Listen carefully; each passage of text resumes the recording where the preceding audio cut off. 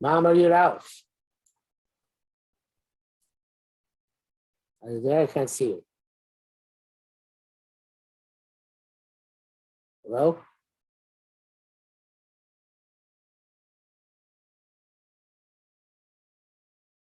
I lost you. Sure. Okay, not sure what happened there, but here we are. Okay, so Mama Yudalef. Yes. Okay. Nizbar b'mamar kodem. Shanhagas hateva yeshnon b'chol madrigas al yeshnon b'torah. In the I was thinking, well, it's with something somebody shared with me yesterday, that there's a concept called which Rav Kook speaks about called Musar TV, natural Musar. Natural Musar is meaning that there's a certain universal, almost universal, sense of what's ethical and what's not ethical, which is shared by a large swath of humanity. So there is, it can't be that the Musar of Torah is incompatible with what is Musar HaTivi, with what is the natural Musar, because obviously Hashem created Teva to be in sync with Torah, and even that first 2,000 years of history, you didn't need Torah. You just needed to have the Teva and your derivations from it. So if a person feels that something is, I'm not saying that everything a person feels is ethical, but if a person feels something is unethical, then it probably is unethical. So I'm not sure if that's really where he's going, but I think that there's something to that there should be some natural ethics which are intrinsic to nature and therefore intrinsic to human beings. Of course, people can destroy that. Many things can destroy that, but there should be something along those lines which everybody possesses kind of like genetically. Okay, I don't know if that's right or not. So let's go on. In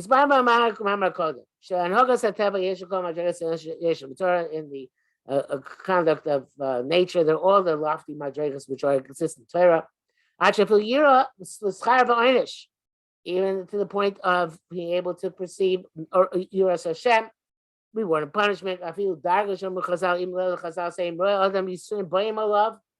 person sees afflictions coming upon him. Check out his deeds.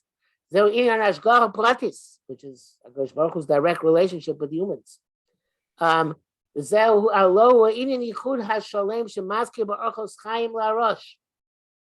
remember what the Orchos Chaim says, but evidently Yichud HaShalom means that a person is in perfect sync with Ratzon Hashem and with Teva. I guess the Orchos Chaim was talking about Hashgacha Pratis, although I don't think he uses the terminology because that's an Achron terminology used by Achronim, not by Rishonim. But evidently he must say something about Yichud HaShalom is the complete unity with HaKadosh Baruch Hu. So you find also the Teva. The difference between the two of them is Sheteva Hudin. Nature is strict, the what should be. The Torah Rachamim, it's mercy, what is. The differences are not intrinsic, but rather very, very subtle. We want a punishment that exists in nature. But that Kosh Baruch Hu is so meticulous and precise with tzaddikim to a hairbreadth. I'll call prep and prat with Neatzman, each can be detailed by itself. Come aboard by Richos Mesilas Yesharim. Ukmosh Matzia by Avram. And we find Avram Abinu Shebishu Shamar Bameh Eda. Bameh Eda. He asked, how do I know that they're going to leave Mitzrayim B'chush Kodon get Eretz Yisrael? We don't understand the holiness of this question. Also, the whole merit that Am Yisrael had to survive came from Hashem's response to Chazal. That's why they had Bris Ben Absorim afterwards, because that was how he merited getting the reward of Karbanos. which was stood for Am Yisrael all generations. Even though we don't have it, because the Shama Parim Sfasenu, make it up with our learning and davening. But for this, he was punished with 400 years of galus. I'm not sure why that's called rachamim. Sounds like greater din. So he said that Torah is rachamim. Here it seems that Torah is din. Okay. Mariba. So too by the Chet Mariba is Moshe Rabbeinu. Shama Chazal saying Nistapakta lo lovo balila. You came against Moshe Rabbeinu with a plot. In other words, it was a frame up. From Moshe told Moshe, and Moshe said, Ani kapadati, I got angry, so I should be punished. Aramachota. Why Aronson? How did Aronson? So was the name of the punished. The punishment for the Chet of Aaron was something which Moshe Rabbeinu could not grasp. And he called it a plot. This precision and meticulous accounting is only in Torah. Okay, amazing, isn't that? The precision of the din is specifically related to rachamim. I hope he explains this. You have some idea which is percolating in your head? I don't know. I was reading it before, trying to understand what he meant. Yeah, and nothing yet. What's that? Nothing yet. Nothing yet. I mean, he seems to be saying that I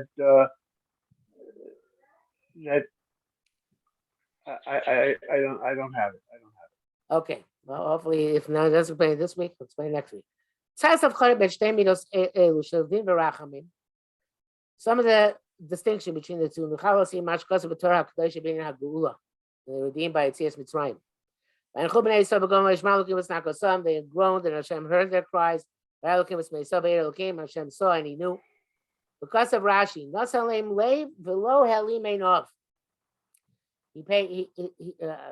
Hashem, so to speak, directed his heart at them and did not ignore them. So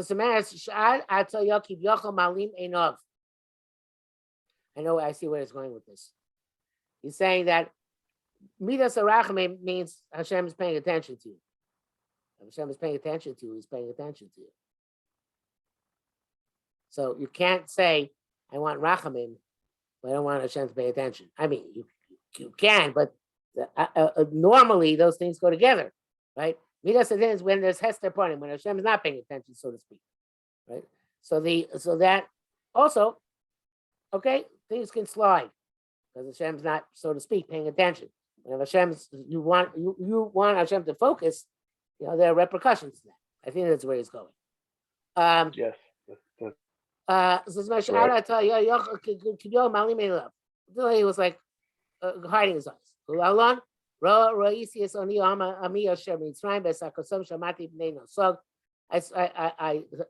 saw the poverty of my nation in Egypt, and their cries I heard because of the people who are afflicting them.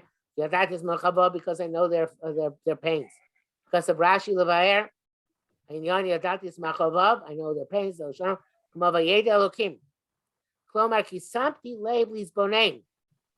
So that relates to Yerucham, that paid attention to carefully analyze, but that's and know it's machovav, it's pains.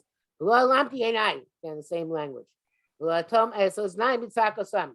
I'm not going to seal my eyes nor close my ears. So we have to obviously analyze this. All of a sudden, Akash Baruch knows there's the pains. Says Hashem, so Hashem, what do you mean Hashem doesn't know what's going on?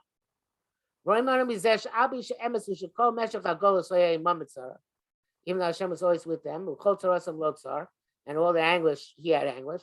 Nevertheless, Hashem, Haya Shayanshu, as long as the Hashem wanted to be punished for whatever reason.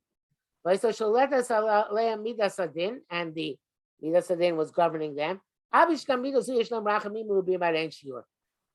Even though they're great, there's great Rachamim and Midas Adin for those people who are sustained through it. And we come never as law comes the Chotzor Say Machabim. That Midas Rachamim did not impede the afflictions and pains. And there was no pressure to bring the Gula. The Hashem was concealed. So the way Hashem conducts himself, so to speak, during those times is as if he doesn't hear, doesn't know. When the time the Gula was imminent, they've called that Midas Adin and Midas Rachamim. The Midah changed. The Musa Shemidas Rachamim Sheshamu Kvar Bechinas Yadati Esmachovav. Hashem knows the pains. We will say so. In this mode of conduct, there's no way Hashem can pass over their anguish and tolerate it. We will say tolerate a minimum of mashu of their anguish. There, even their lightest anguish was felt. The same, and all of their anguish, you saw their afflictions in the end, and their tortures. I feel even the smallest and weakest. He had the kira the smallest of the smallest stab. So was heard, Nishma heard the scene, Nishma heard, and came Techem Nekisa cover. Before Hashem storm, then it's not possible to have it anymore, and even a moment of torture. So the Gula had to come immediately. Although, at the time it says, he does, if Hashem heard it immediately, but the Gula still took a couple of years until it actually happened. So Moshe Rabbeinu took them out. But I assume that means that Hag of Gula becomes operative, even though it's a process. I think it's interesting that a lot of times we find in stories in the Torah or Nach that is misreading the kufa that they're in. Is it the kufa of din or is it the kufa of Achmem? They're not understanding HaKadosh Baruch Hu's Hanhaga towards whatever Indian it is, let's say the Gula Mitzrayim. There's a time when his Hanhaga, the era of slavery is over, and then the era of Gula is there. That doesn't mean that the Gula is right at home. The Hanhaga is switching.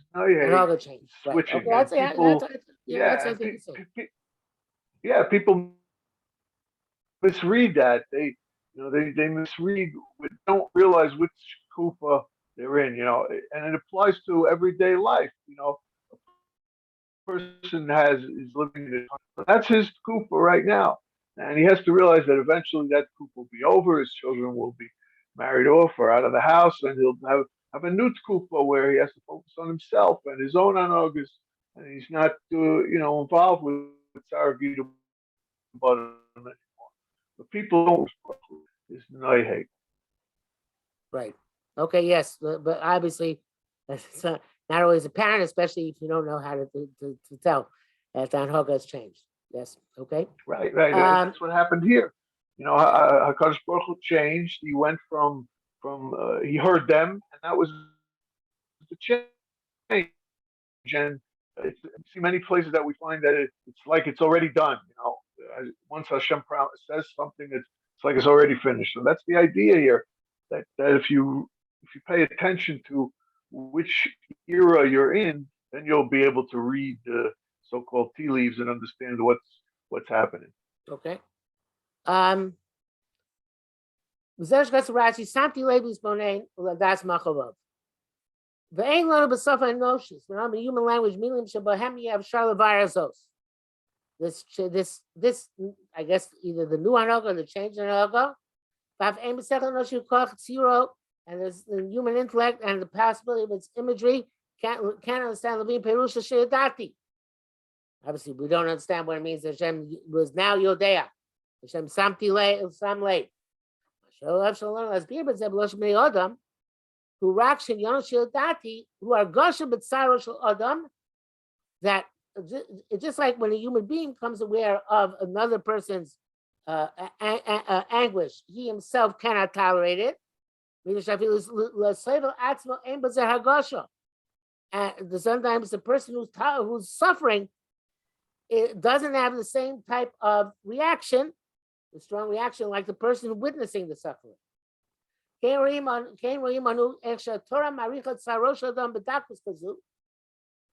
Torah is values the anguish of a person with such a subtlety, such precision. That even the person himself, it says by Bnei Yisrael,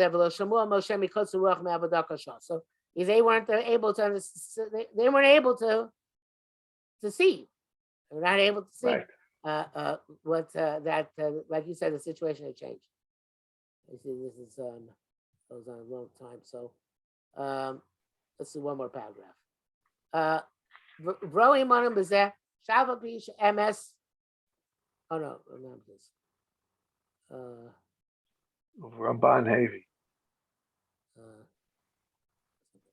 Ramban Havi mash kosav Rashi nosan leibus boned kosav v'nochen al derech hapshat. That makes sense. It's pshat. Initially, he was concealing himself. But the nation was being consumed. He served them, brought some. It's not concealing himself from them anymore.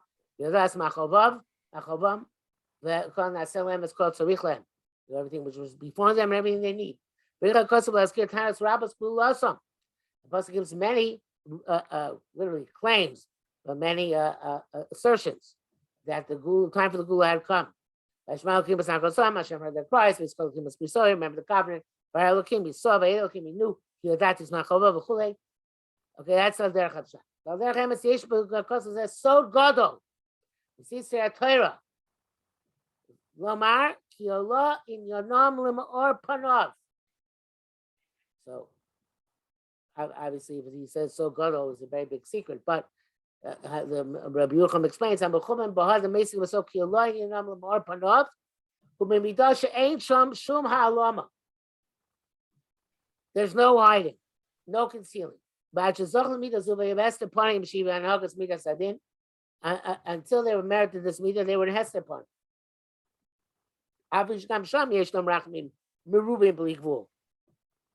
Even though in hester upon there's also lots of rachamim. But that everything should be taken into account, even in the most subtle detail. That only is shiso rak ba'aras panim. So it's, before we stop, it means that there has to be a flashlight. So it's Hashem's mar panim, which is midas harachamim, illuminates what's going on, right? It's not just that Hashem pays attention. He's saying it's deeper than that. Or panov, right? Since the or came from Hashem, that is what put the Gula on its way. And I assume it's like the Chazal say about Lasi Lovo, there's no Gehenim. HaKadosh Baruch Hu motzi chama min artika. He takes the sun out of its sheath, and that's the reward for the tzaddikim and the punishment for the rishonim. In other words, the ma'or panim in and of itself, if it connects with the people, that is the state of Gula, and then the rest is just follow through. But we'll see next week. Right. Okay. Okay, very good. Go ahead. Take care. Bye.